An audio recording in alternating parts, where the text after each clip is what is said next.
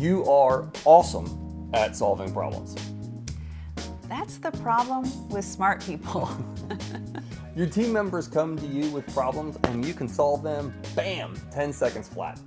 You've been there and done that over and over again. It's how you've been successful. It's probably how you've grown the business and how you've advanced as a leader. Only now your strength in problem solving has turned into the problem. You're in autopilot, solving problems that aren't yours to solve.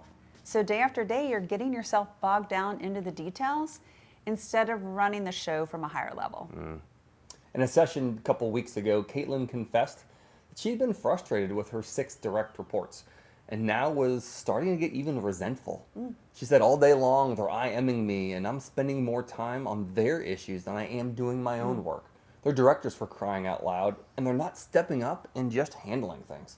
I'd start to get pissed too. Yeah.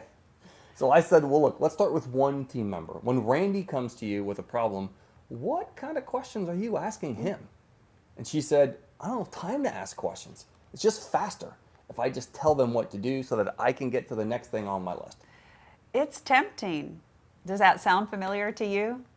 Because you've been successful over and over again, you've mastered so many things at work that you've dropped down in autopilot. And you know autopilot means you're not aware of what you're doing. You're not noticing that you're actually creating a bigger problem by doing their work. Taking responsibility and solving problems has turned into trouble because it's stunting your growth and progress, and it's stunting the team's overall performance. Yeah. So here are 2 things to start practicing right now if you recognize this as you. Number 1, ask yourself this question daily. How much time did I spend doing work that others are paid to do? And be sure to answer that honestly. Yeah. It doesn't help if you're BSing yourself. Yeah. Number 2, when your team members bring their problems to you, instead of jumping in and giving the answers, start to ask questions. Here's 2. 1, what have you done so far? Number 2, who are you collaborating with to tackle this?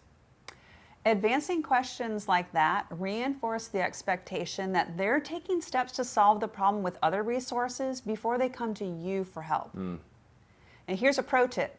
Do not ask a bunch of yes or no questions. That's just you still solving the problem for them. Yeah.